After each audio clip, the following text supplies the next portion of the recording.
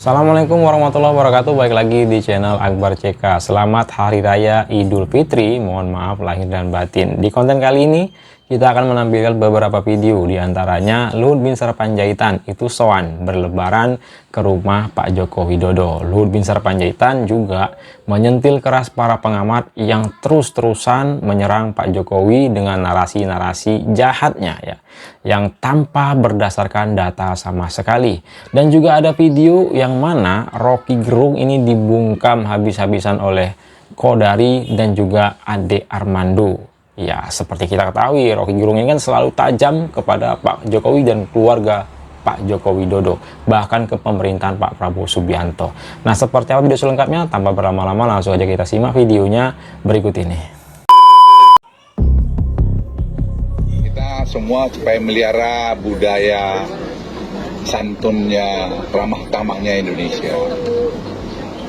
Demokrasi itu betul, tapi jangan demokrasi itu jadi merusak budaya sopan santun kita, berbicara, berbahasa, dan tidak menghormatin orang-orang yang sudah berkarya buat negeri ini, kemudian berburuk sangka dengan cepat. Saya kan pembantu Presiden Jokowi selama 10 tahun, saya saksi hidup. Dan saya ulangi sekali lagi, saya saksi hidup. Dan sebagai tentara, saya tidak melihat ada pelanggaran-pelanggaran secara konstitusi yang dilakukan Presiden Joko Widodo waktu itu. Tidak saya lihat.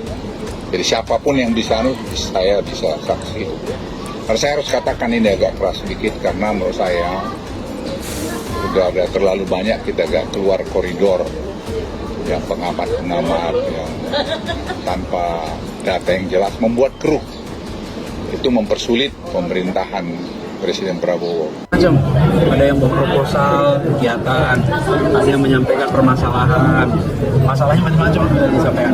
Ada yang minta waktu khusus untuk mendiskusikan problem warga. Jadi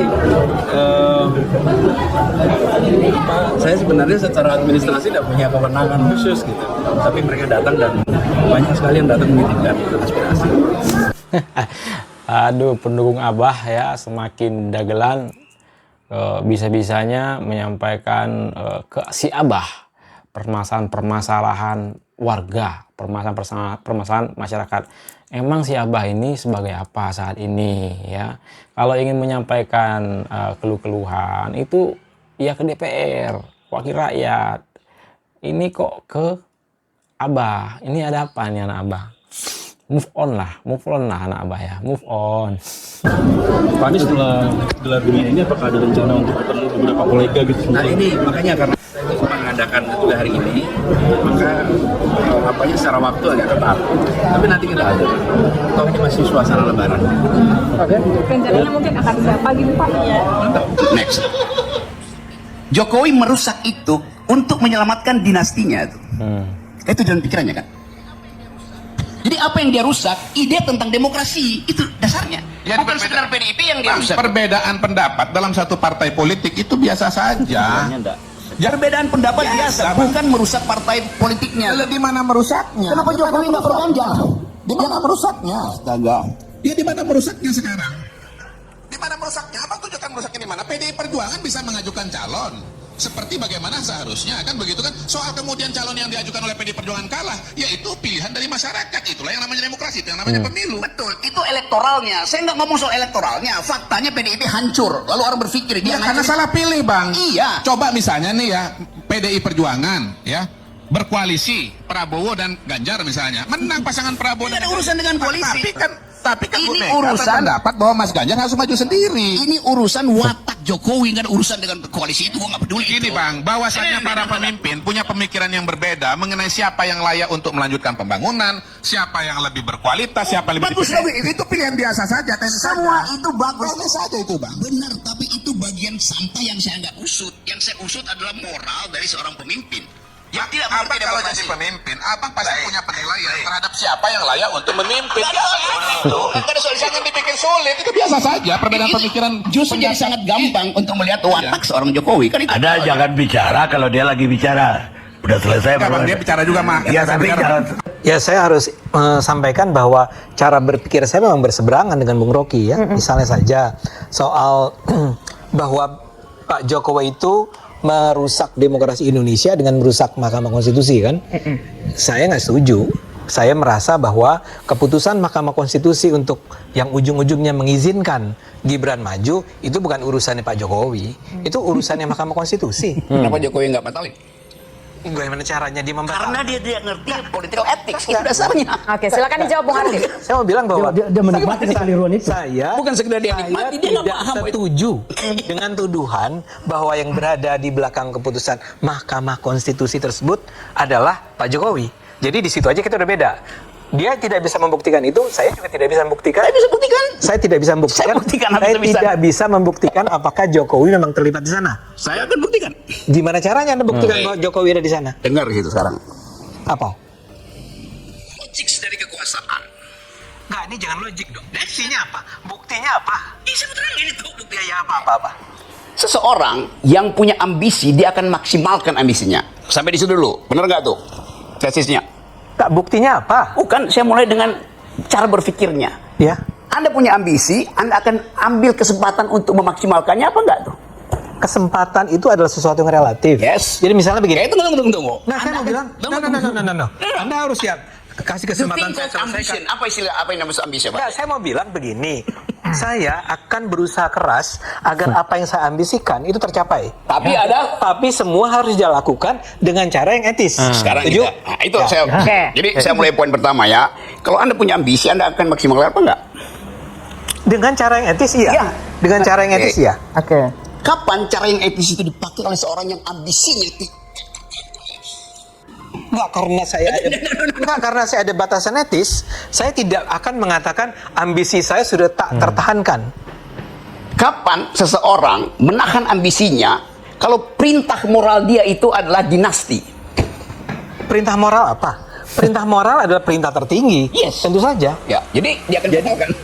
Batalkan apanya? Kalau perintah moralnya bangun dinasti, oke? Muter-muter Rocky Gerung. Dia akan batalin apa enggak tuh? Bagaimana mungkin ada sebuah perintah moral bentuknya adalah bangun dinasti? Seharusnya tidak boleh ada, tetapi itu faktanya, itu deh lo. Itu karangan Anda. Lo ini itu imajinasi Anda. Gini. Imajinasi saya, oke? Iya. Imajinasi saya itu you cari pembuktian ilmiah, nggak ada kan? Nggak ada. Baca seluruh analis Australia, Indonesianis, disebutkan di situ ambisinya memang bangun dinasti. Saya tidak riset itu. Ya, riset adalah teman-teman you yang PhD semua. Tanya, Pak. Ya kenapa tiba-tiba saya harus setuju dengan mereka? Boleh you nggak setuju? Iya. Tetapi Kan argumen you itu dia tidak teoritis. Saya tanya sama Anda, tunjukkan buktinya bahwa dia dengan sengaja berusaha menjadi mastermind dari perubahan di dalam Mahkamah Konstitusi. Tunjukkan buktinya, tapi Rocky Gerung nggak bisa nunjukin bukti sama sekali. Dia hanya muter-muter dan muter-muter ya. Disertasi di dunia 8 dengan disertasi Hasto tentang itu. Apa yang kurang? Apa hubungannya dengan Mahkamah Konstitusi? Apa hubungannya dengan Jokowi? Sebut disertasi mana yang kesimpulannya adalah Jokowi itu memastermindi perubahan Mahkamah Konstitusi. Oke. Sebut You satu Google aja. No, you Bahkan mention one. mention yang bisa dibaca orang Indonesia ya, disertasi Hasto. Enggak, Anda bilang ada 8, ada 7 plus Hasto jadi 8. Nanti gua kirim ke lu 8 Ya. itu, oke. Sekarang aja di depan Satu, publik. oke. Ini ada siaran langsung di Yes, televisi oke. nih ya. You minta satu, oke. Ya, siapa? Yang bisa dibaca dalam Ya. bahasa Indonesia, disertasi Hasto. Bahasa Inggris.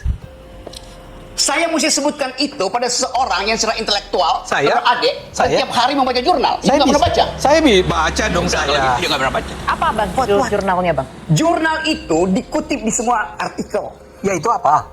You mau tanya judulnya? Ya. Gua Google dulu. Enggak, kenapa Google dulu? Oh, ya oke. Silakan Google dulu kalau Anda bisa. Kalau saya terangkan di situ, Ya. orang tanya, versinya apa? Versi yang paling bagus itu versinya Hasto. Saya ambil yang tertinggi aja. Coba. Versinya Hasto apa pentingnya? Hasto is not an intellectual. Oke. Dia dapat doktor aja saya ragukan. Ya udah. Nah, itu dia video kita kali ini ya. Silakan ketik komentar kalian di kolom komentar terkait video-video yang udah kita tampilkan tadi. Mulai dari sentilan Luhut Binsar Panjaitan kepada pengamat-pengamat yang terus serang Pak Jokowi tanpa berdasarkan data sama sekali, dan juga anak abah ya yang tiba-tiba sowan berlebaran ke rumah Anies Baswedan menyampaikan keluhan-keluhan. Seharusnya keluhan-keluhan itu disampaikan ke Dewan Perwakilan Rakyat ya, DPR. Ini kok malah ke Abah. Abah siapa emangnya? Dan juga ini terkait Rocky Gerung yang dibabat habis oleh M. Kodari dan juga Ade Armando. Saya akhiri, jangan lupa like, komen, dan subscribe-nya agar tidak ketinggalan informasi dan notifikasi dari channel ini. Saya Akbar CK, Assalamualaikum warahmatullahi wabarakatuh. Salam sehat selalu, bye-bye.